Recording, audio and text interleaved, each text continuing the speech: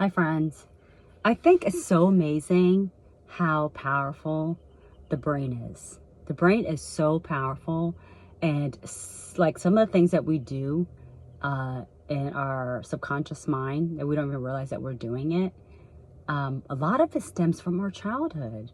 It's so amazing because when I was working on my self-development, when I was learning about taming the tongue and just overall self-development 8 years ago, and one of the things, I even studied what like neurologists, like the brain doctors, have said to reprogram your mind.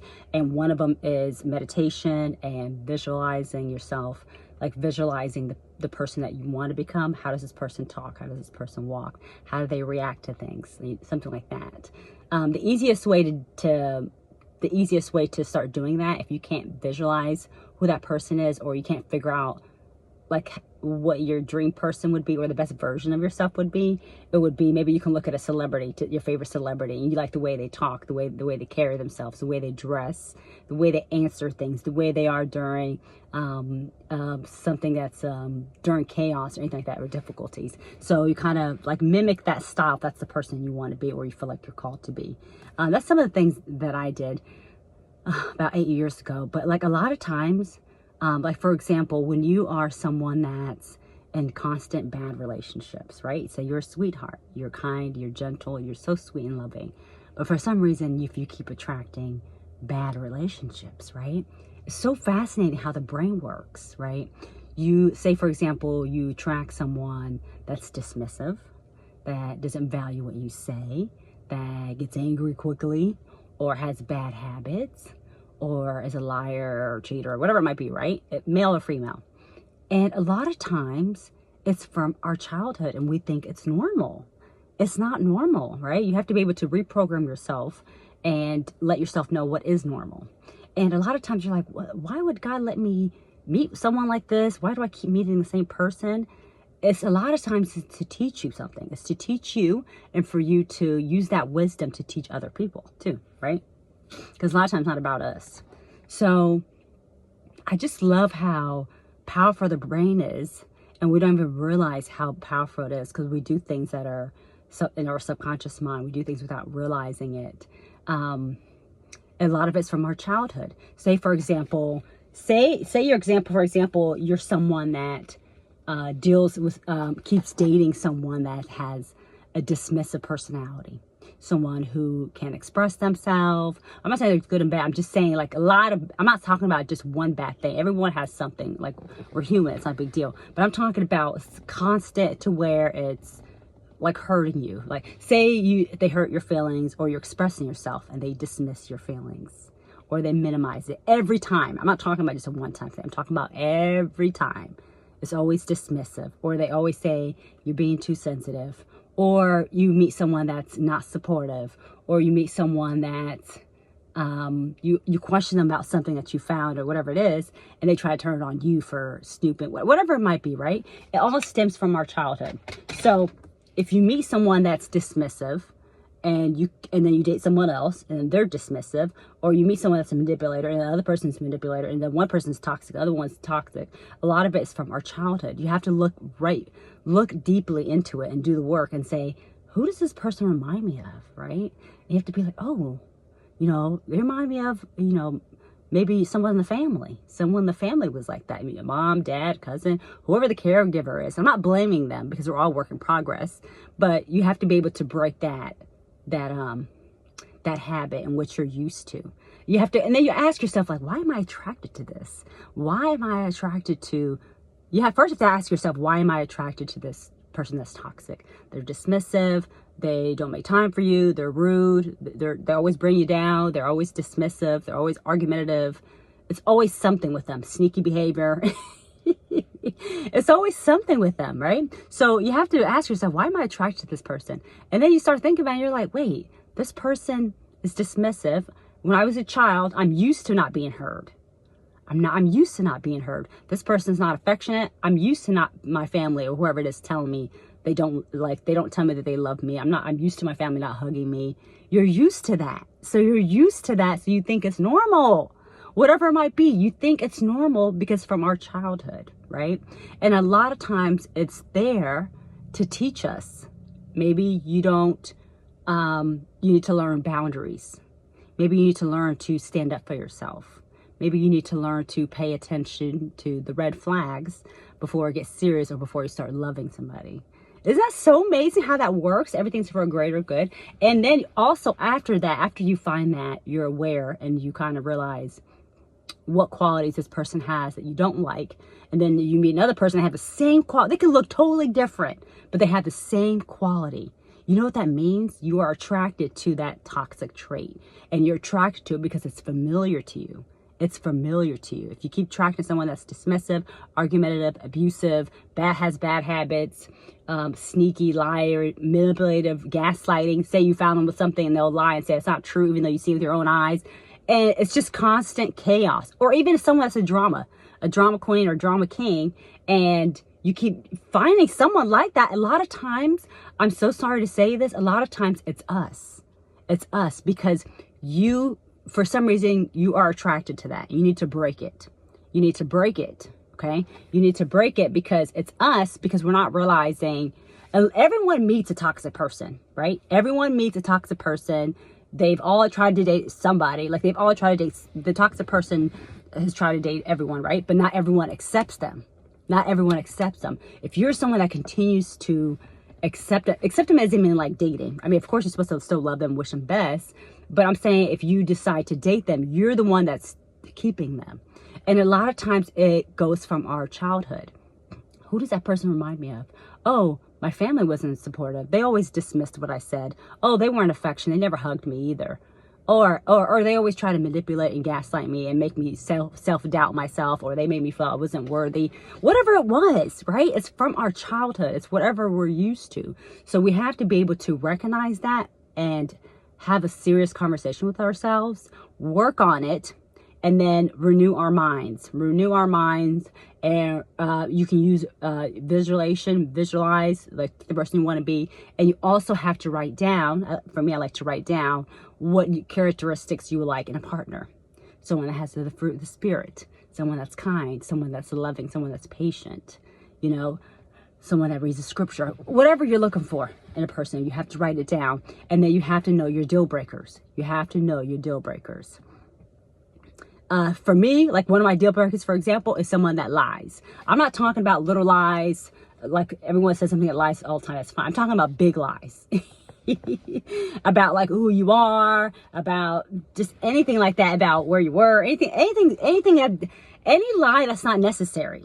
Like, it's like, especially if you volunteer to lie, that's really weird to me because I don't understand it, And a lot of times we have to understand that just because you're an honest person, you know, that doesn't mean everyone else is going to be honest. Just because you're a kind person, that doesn't mean everyone else is kind, right? We can't be like naive. We have to still be aware of this world. This world is wicked, right? And a lot of times, especially when I was younger, I used to think, you know, if I'm a nice person, everyone's going to be nice. That's why I would think when I was younger, like in my 20s, I'd be like, early 20s, I'd be like, yeah, of course they're going to be nice. Because you're thinking people are like you. They're not like you. And then they take that and then you become a target.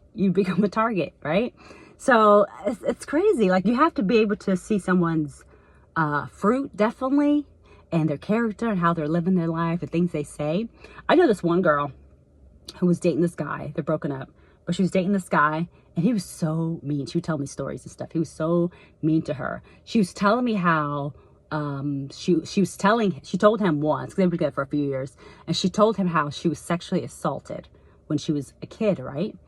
And when they got into an argument, something happened. I don't know what happened. She didn't tell me the detail, but they got into an argument, and he said to her, it makes sense that, because I think he thought she was cheating, because he's, you know, I think he was like insecure, or he was very control insecure. And he said to her, she wasn't cheating, but he said, it makes sense that you would be a cheater because you're used to men taking advantage of you. I was like, oh my God. I was like, he said that? She's like, yeah, he said that. I couldn't believe it. I was like, you see that? You see that red flag? You see that red flag? He said, I'm not surprised that you cheated. We shouldn't even cheat, but it was in his head.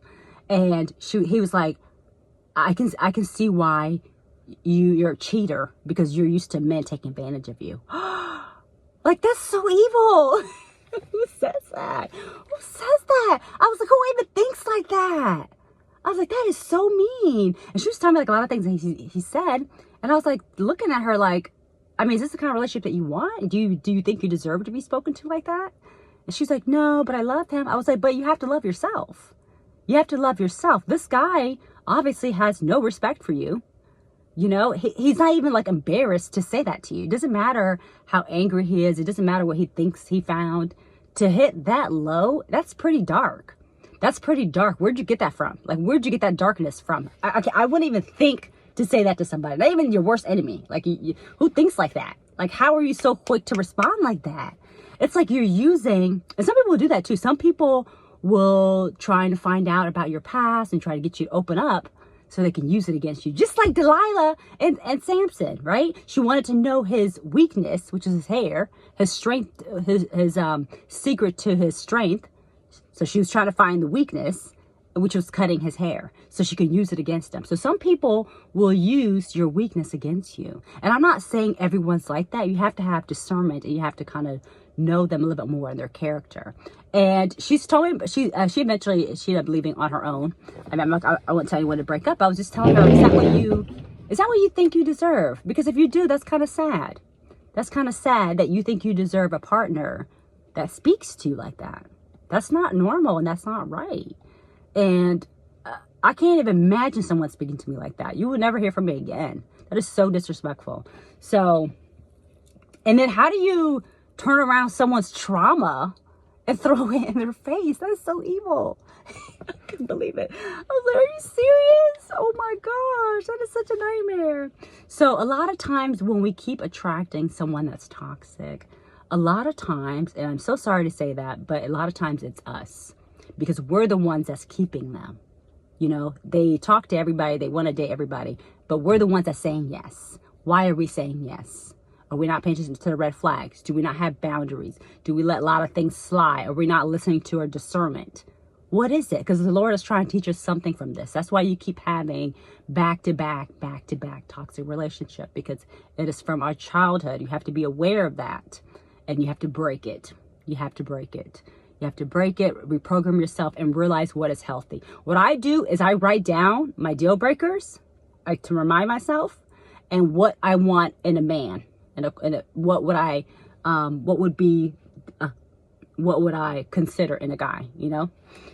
So you have to write it down. You have to realize. So someone that's dismissive, someone that's argumentative, no, that's your no. Someone that tries to bring you down, someone that doesn't ever uplift you. And I just felt so bad for her.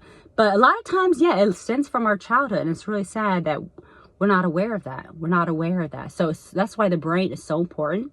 Self-development is so important, or we're going to keep being in the same cycle, because we have one life on this earth.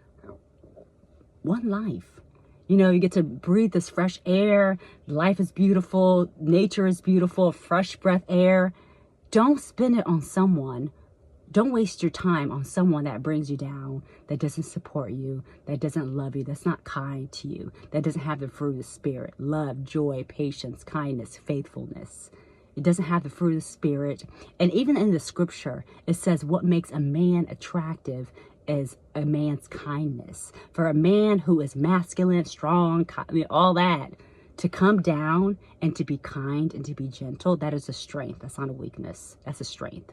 You know, I think that's very attractive. I think, for me at least, I would be like, wow, he's so sweet. I like that. So that is what the scripture considers attractive, is a man that's kindness, that has, that's kind. What makes a woman attractive, according to scripture, is a prudent wife, which is someone that's wise, that has wisdom. And for us to have wisdom, we also have to listen to our discernment, right? I'm not saying, I don't want you to be someone that has trust issues. You just have to open up your eyes. And you have to be aware, not everyone in this world is like you. Not everyone in this world is like you. And that's okay. They can still have their own life, and the Lord will work on them on his time. And remember that, to never fight your battles, because our job is to be still. The Lord will fight your battles. Don't ever try to get revenge or wish them bad luck. Just let them go in peace. And then when you do that, the weird part is they get more obsessed. That's so weird. It's like, you don't want to treat me right, but then you want to stay. Like, that's not how it works. You know, it's teaching you about boundaries. It's teaching you about, like, what are you looking for a person? Are you with that person because of the external, because they look great on paper, or they look good physically, but then their spirit's not good? You know, you're looking at the bad qualities. You're looking at the wrong qualities. You're supposed to look at their heart, because God looks at our heart. So you have to look at their spirit, not the external, you know, and you have to be able to change that. So if you're someone that keeps getting toxic, you have to ask yourself, is it remind me of my childhood? Am I attracted to this kind of person? Because the first thing I look for is, do they look good on paper? Or is the first thing I look at to see what car they drive, or anything external? Or am I looking at their physical body? Like, do they look attractive? Is that the qualities I'm looking for that attracts me? And if that's your answer, maybe that's what you need to change, right? Because the thing you should look for is their fruit of their spirit, their fruit of the spirit. Because even the scripture says they come to you in wolf and sheep's clothing, but deep down inside they're raving wolves, you know, but you would know them by their fruit. That saying was for the prophets. They were talking about the prophets who come to you in sheep's clothing, but inside they're raven wolves. But we can apply that to our day-to-day life. We can apply that to our day-to-day life, because you only have one life. You have to reprogram yourself, and you have to make sure that you work on yourself, and you write down what you want in a person. I'm not saying like 10, 20 lists. It has to be realistic. At least 5. At least know the top 3, top 5 of your deal breakers, right? Like for me, it's someone that's someone, you know, not supportive. You definitely have to be kind. That's the first thing I look for. For me, it would be someone that reads the scripture. Mine's a little extreme. Okay, I don't know. Mine's he has to read the scripture. He has to have a ministry. He has to do men's Bible study. He has to lead men's Bible study. He has to be kind. The appearance does not matter. The physical does not matter. Is he kind? Is he loving? Is he patient?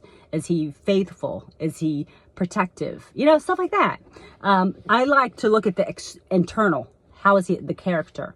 You know, the outside appearance does not matter much for me, you know, because a lot of times when someone's so kind and loving and they're just treating you so well, you can become attracted to them eventually, I think. I mean, I would. Yeah, I think I would, to be honest, because they're just so sweet and they're so kind. They're making time for you, especially if everything aligns. So we have to look at that. Okay, you have to look at that. All right. Bye, friends.